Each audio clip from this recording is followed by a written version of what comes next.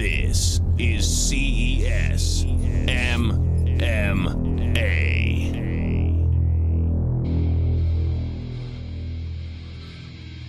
Here is our clean care of New England tail tape. It's our welterweight main event, 3 rounds. Gemiyale Adkins coming in out of Philadelphia, Pennsylvania. He is 8-7 with 3 knockouts, and he takes on Julian Lane, 6-3-1 with 1 knockout, fighting out of Mansfield, Ohio. Let's send it down to Adam Palazzo for the official introduction. This is the clean care main event of the evening.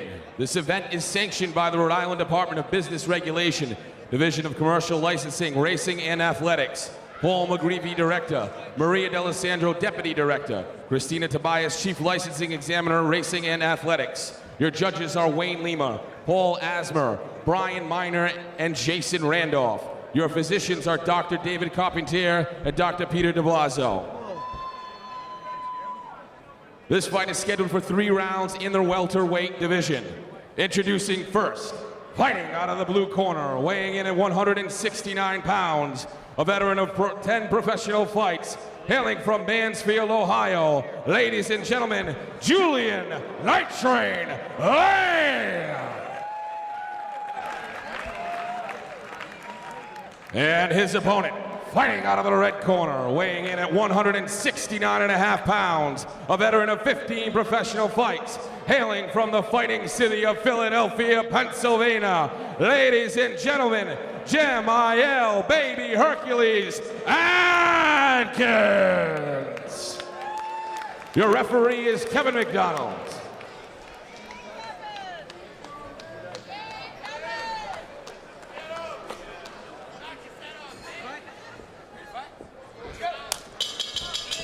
Here we go, round number 1 of our welterweight main event. Julian Lane, Gemiyale Adkins.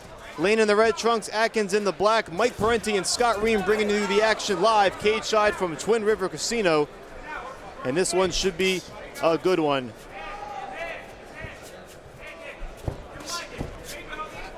Lane trying to establish his distance and the superior height using both the legs and the jab early.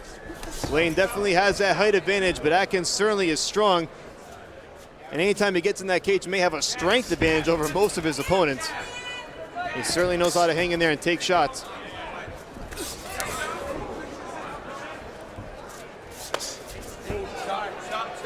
You heard that crack in the cup. There's a very distinct sound.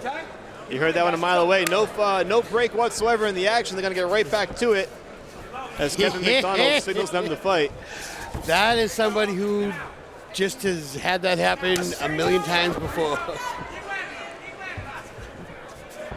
We mentioned the stacked resume of Adkins' opponents. Adkins' last 6 opponents have a combined record of 70-28, so he has certainly fought the who's who of MMA in the Northeast, including Mike Campbell from Providence. That was October of 2012, a fight that he lost, but certainly hung in there for 3 hard rounds. Well, Lane definitely has the quickness, but every single strike Adkins throws is crazy power. Even the rear leg kicks are really doubling over Lane. Keep in mind that Adkins took this fight on short notice when Louis Felix was forced to withdraw due to injury. Oh, there's a combination. Big right hand by Lane, and Adkins just stands his ground and spins off, no questions asked.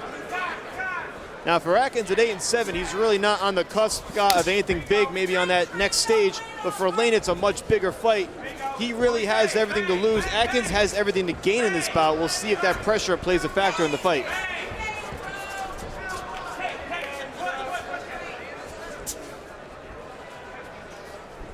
After landing a combination like that, Lane's feints will start working a little more. Adkins will start respecting that.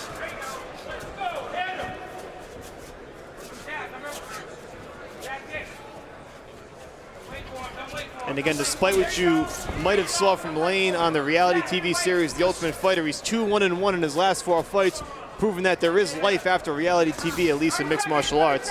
Absolutely. He's managed to stay the course and keep his career going, and looking for a big win here tonight to possibly get him to that next level.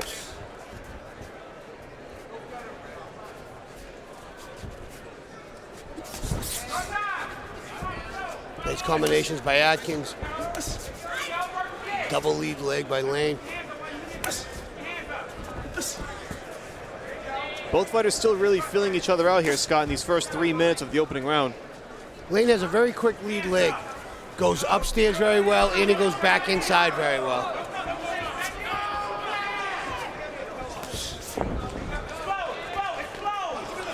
I must admit, I was looking forward to seeing the Julian Lane Mohawk, but he has the braids here tonight instead, so I'm a little bit disappointed. Yeah, he got the cornrows.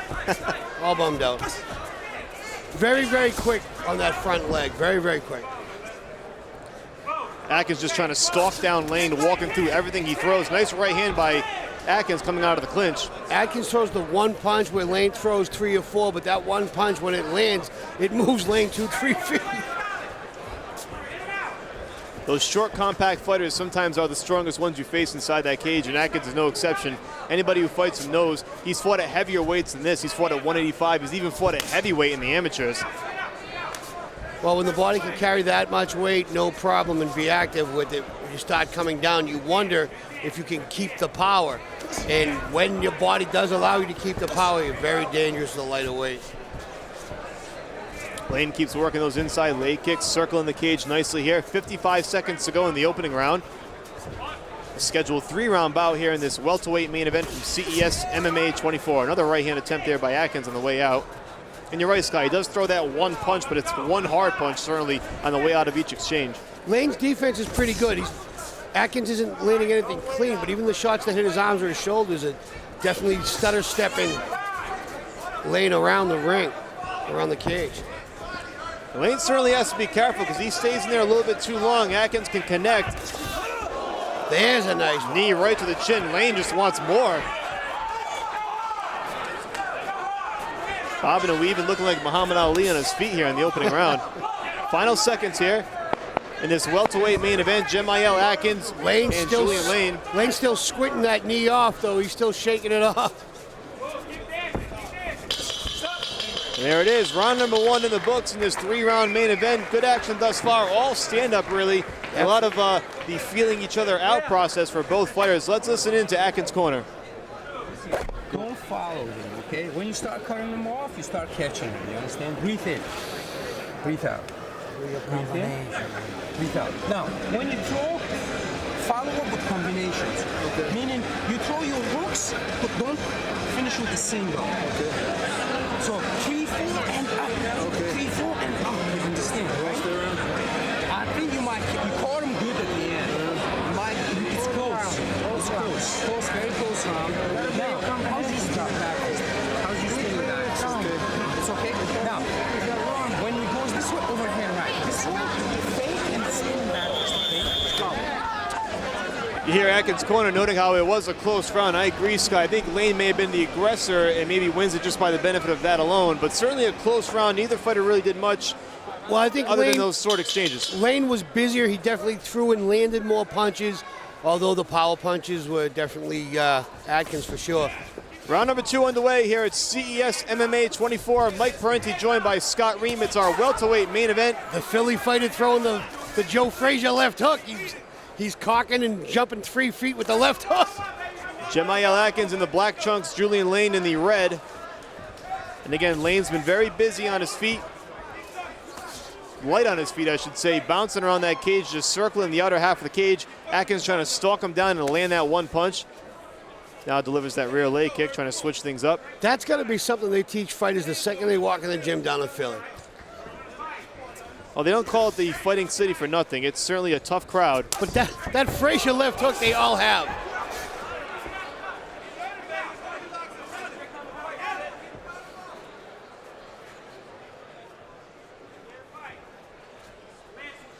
They might not all land it like Frazier, but they all know how to throw it. And it's part of the reason why fighters do tend to avoid opponents from Philadelphia. It's a tough city. They fight real fights. They don't take any fights off. There are no step-up fights or fights that pad your record. It's the Fighting City, and every time a fighter from Philly comes out here to the Northeast to fight, they always put on a good show. And Adkins tonight, no exception. You see the toughness. You just see that look in his face, that icy stare. It's all right there, the total package.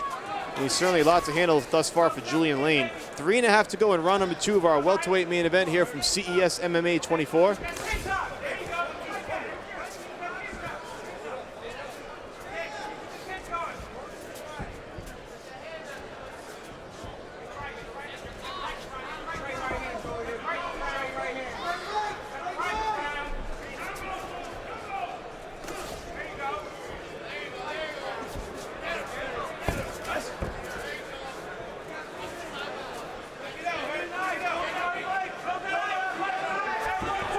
The left eye of Adkins looks to either be swollen up or impaired to some degree. Yeah, something's up. Maybe he has something in his eye and is just having a hard time seeing.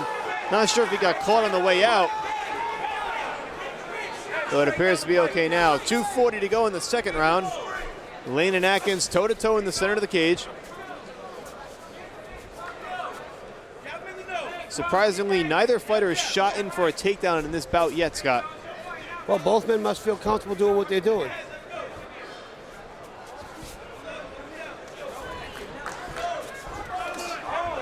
Lane tries to go upstairs with a head kick, partially blocked by Adkins. Now goes back down inside with the inside leg kick. Adkins responds with a leg kick of his own. 2:09 to go. Lane needs to establish his distance and really stop pumping that jab. There haven't been a lot of flurries, just more or less 2 or 3 punch combos by Lane, whereas Adkins has been more apt to throw that single punch on the way out of the exchange. Yeah, he's pot shotting. You know, he's counter striking and pot shotting at the moment. Lane slips momentarily, but pops right back up to his feet.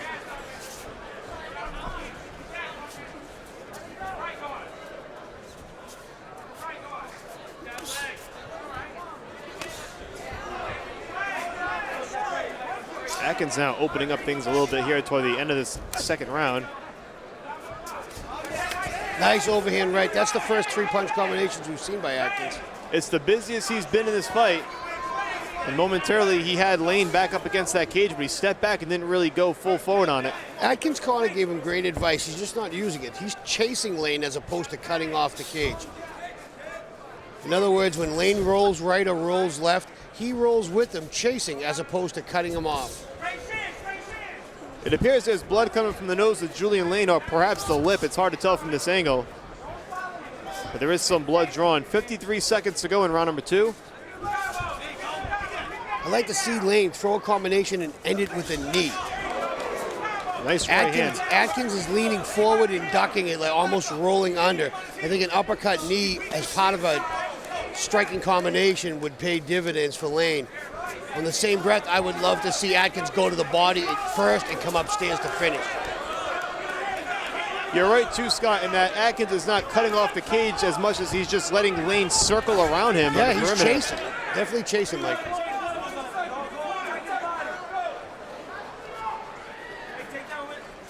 We'll see at some point if Adkins just decides to turn on the jets and shoot in either for a takedown or for a flurry. Maybe try to engage Lane somewhat. Final 10 seconds of this second round. Live from Twin River Casino, CES MMA 24, and there's the bell. Back to the corner goes Lane. Let's listen in.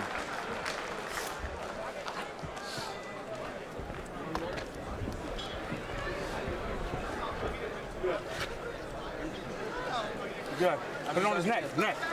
We're good. Okay? Say nothing. You in a fight, baby, and you doing great. Pop them jabs. Slow down the kicks. What you take that? It's third round, what do you say? If you make it to the third round, Let me know the time I'm not hearing you. what you gonna do? Let me know. When I say bang, I'm saying it for a reason. You're hitting him every time with that. Every time you explode with the 10, you're hitting him. Get on my neck. He's got a very inexperienced corner. Even there, when I say bang, it's every time, every trip, okay? When I say bang, it's every trip. It wasn't you. It wasn't you. We're working to take that.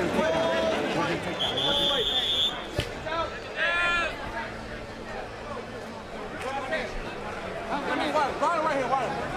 Dump it. Dump it, hurry up. All right, good. That's it, ready to fight him. Round 3 underway in the welterweight main event from CES MMA 24. Mike Parenti joined by Scott Ream. We are cage side at Nice Twin River combination. Casino. 2-1-2 by Lane to start off the third round. Lane letting his hands go a little bit more here in the opening minute of this third round. And here's Adkins with 2 wild right and lefts.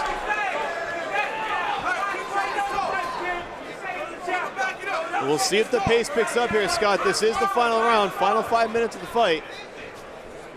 Adkins doesn't quite have his distance. That's why he's winging and he's a little short. That's my suggestion is to go to the body. Find the body first and then the head.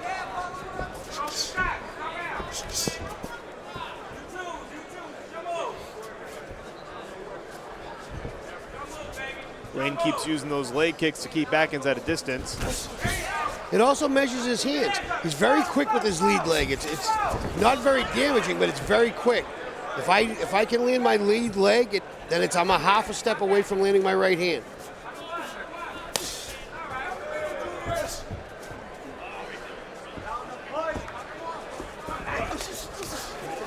Both fighters land there, but it looked like Adkins got the better of that, meaning landed the better of that.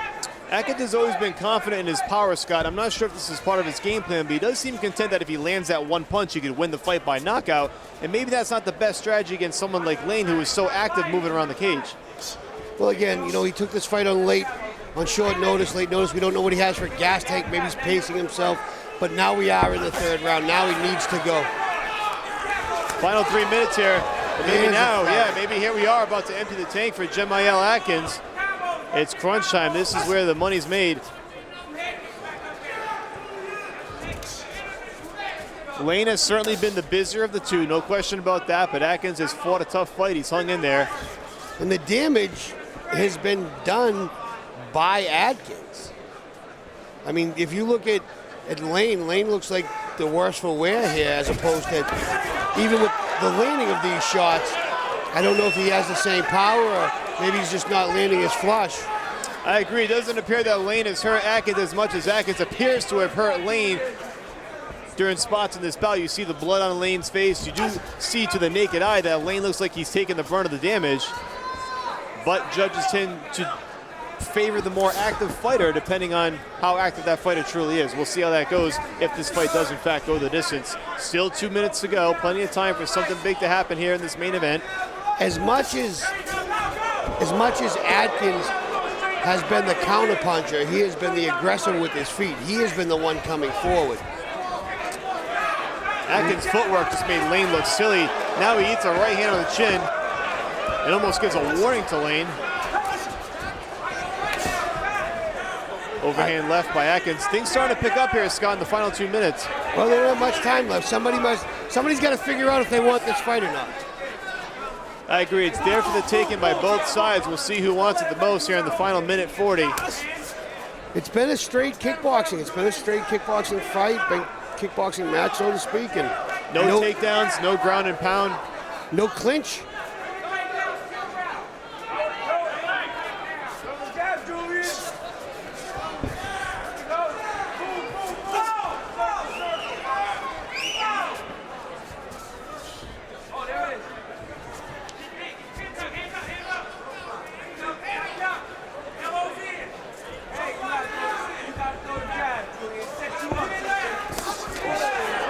That right hand was more of a slapping right hand by Lane, but it definitely connected. And it sure as hell sounded good from up here. It looks like he caught him more toward the temple at the top of the head. Final minute to go in the third and final round.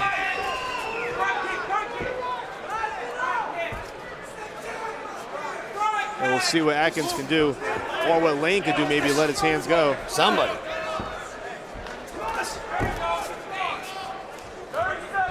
Adkins' defense has been very, very good. He's parried or blocked most of the kicks that have come in. The punches that have landed have not done very much damage or seem to have affected Adkins at all. He just hasn't done enough to finish or to put Lane in trouble. To Lane's credit, he's just stayed busy and moving. Final 10 seconds. Adkins starting to let his hands go right before this final bell. And that'll do it, Scott. 3 rounds in the books in the welterweight main event. Gemiyale Adkins, Julian Lane. Not a ton of action, but both fighters did stand up and take their share of shots. We'll see how the judges score it, which side they favor.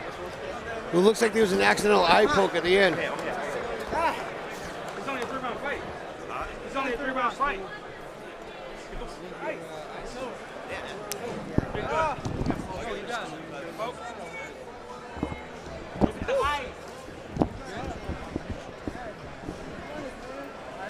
Well, Scott, again, it's going to be interesting to see what the judges favor, whether they favor Lane's aggressiveness and being the busier of the two fighters, or whether they want to reward Adkins for the power punches that he landed really throughout the fight. I think you don't have much of a choice. It has to go Lane's way. He was busier. He kept moving. He landed more strikes.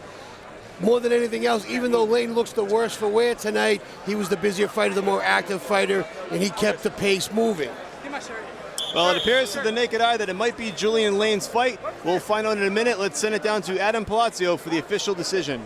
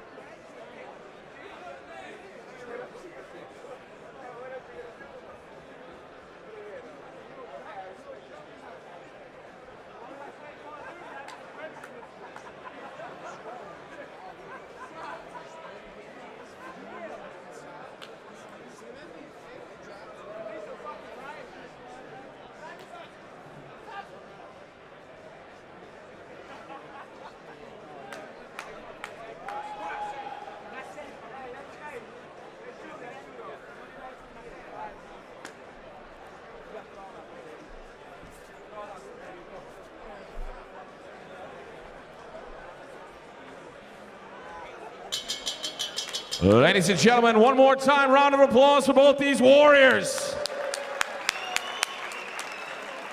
After 3 grueling rounds, we go to the scorecards. Judge Wayne Lima has it 30-27. Judge Paul Asmer has it 29-28. Judge Brian Miner has it 29-28. For your winner by unanimous decision, Julian Night Train